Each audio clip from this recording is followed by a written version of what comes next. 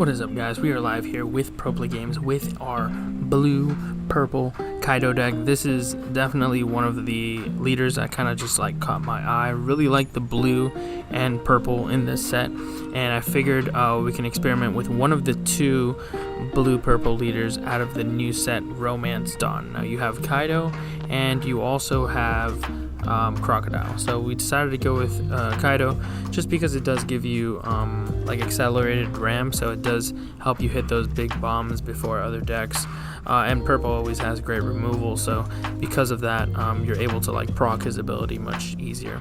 Now we are a multicolor leader. That means that we do have a decreased life here. We do start at 4, as you can see here, instead of your typical 5, so it does put us in an uphill battle, but it's usually worth it because you have access to two very powerful card pools.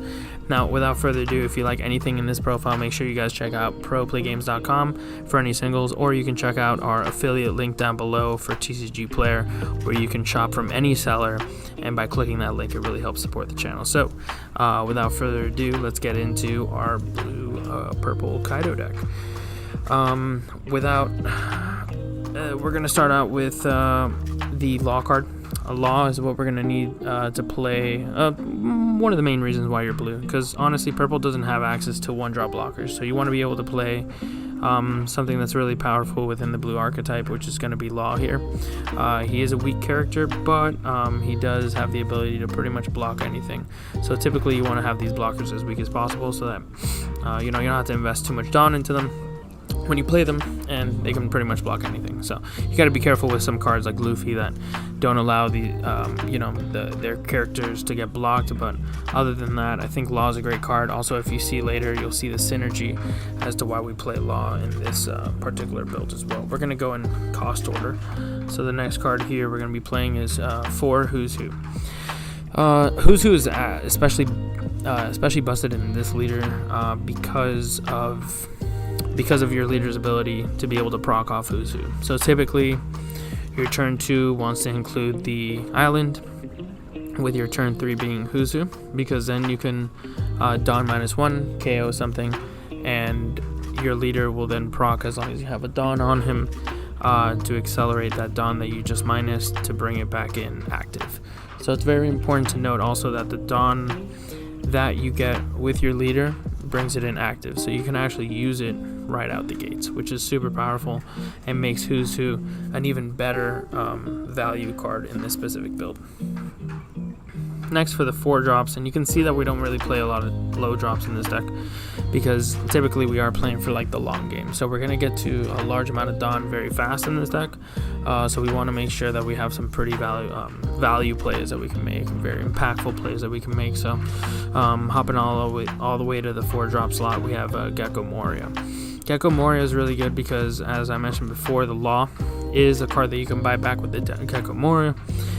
We also have another target, which is going to be next, the Dracula Mihawk, and he's going to be able to you're going to be able to use this card to not only put some pressure on the board at a 5k body, that's really that's just a great stat line for 4 cost, but you also get back either a 2k combo for defense or a 1-drop blocker for those really big attacks against like Kid that you need to block when they start hitting you with their 10k leader, 12k leader. Gecko Moria just kind of like comes in there and pretty much fits the card advantage engine, along with being able to apply pressure, honestly. Speaking of Gecko Moria, of course, we're playing the Dracula Mihawk. Dracula Mihawk is going to really help your combo ability, defensive capabilities. The 2k combo is very good, and you can also just like play it on board and use it to cycle. Honestly, you're not going to get to that part of the game too often where you need to play this because you have so many better cards that you can be playing, but the 2k combo being a trait that you can buy back definitely pops up, so you're going to want to always have this guy on hand, or at least have one in the drop, so that you can buy it back when you end up seeing your Gecko Moria. Next in the 5-drop slot, same thing with this guy. You will find yourself actually playing this guy a lot. X-Drake statted at 5 cost, 5k, has a pretty powerful ability of Dawn -1, make your opponent discard 1. So there's going to be worlds in a control matchup where you're just grinding them down, and really out resourcing them. And there's going to be times where you play the X-Drake to get rid of their last card in hand, last 2 cards in hand, and things like that. Especially when you don't attack their leader and you kind of starve them for cards, and you really start taking control of the board with all your removal. X-Drake kind of comes in and really provides that finishing touch, gets rid of that last card that they're holding on to.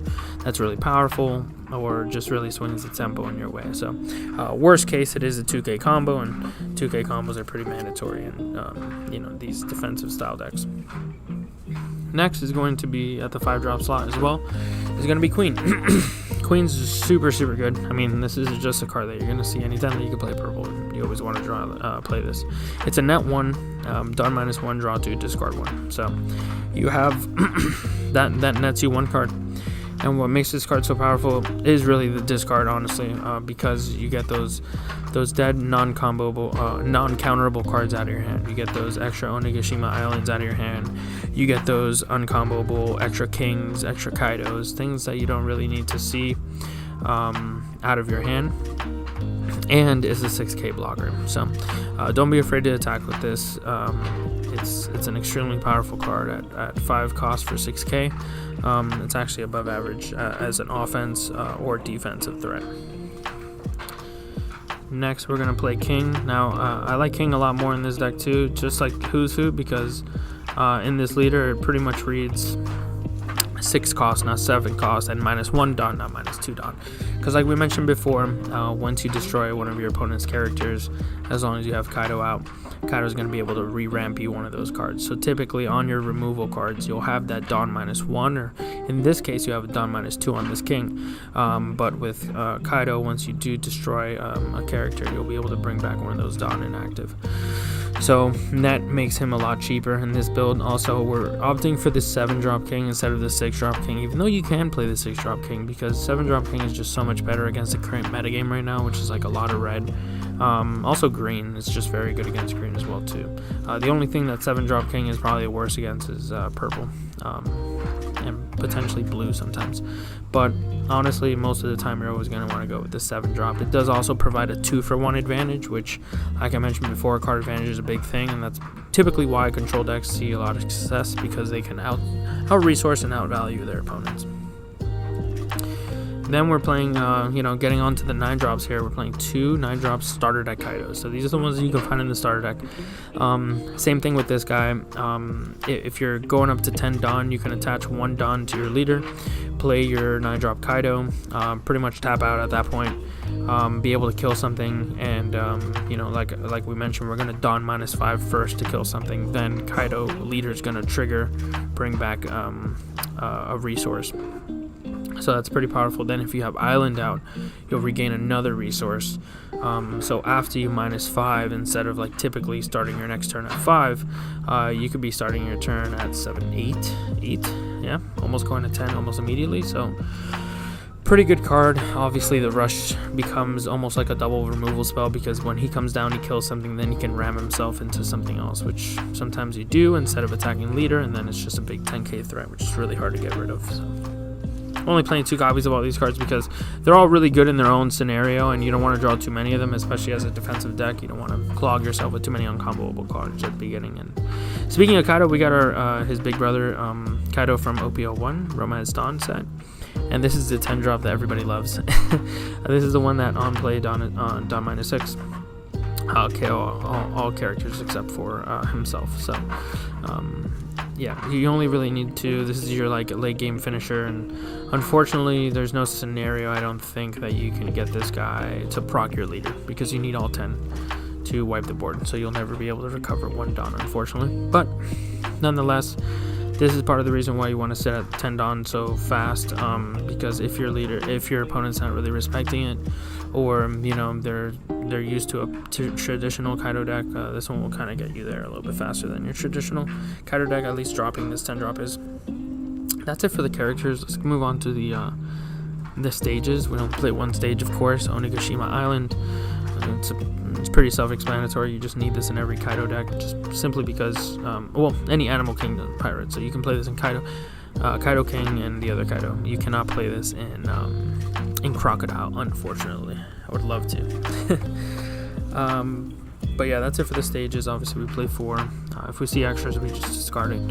Ulti Mortar is gonna kick off one of our event cards here, and we're playing an above average number of event cards in this deck, simply because we're always gonna have extra Dawn, and you're gonna see yourself a lot of the times like, what do I do with all this Dawn? Well, usually you want to use it to defend yourself, and the best way to defend yourself with those Dawn is really using these option cards, especially when you have something like Ulti Mortar, which kind of replaces itself. So you can kind of see this as a, a 1 cost, plus 2k, but then you draw a card. So really, if you draw 1k, that's like 3k. So it's a one cost 3k combo. Or also, there are going to be times in the game where you kind of just like need to see more cards, and you need to draw more cards, and Ulti Mortar kind of gets you, digs you deeper into the deck, so you can find your bombs and really just finish off the game. So I really like Ulti Mortar a lot. It also has a trigger that adds Dawn from your Dawn deck, and sets it as active, which is pretty cool because it can catch your opponent off guard.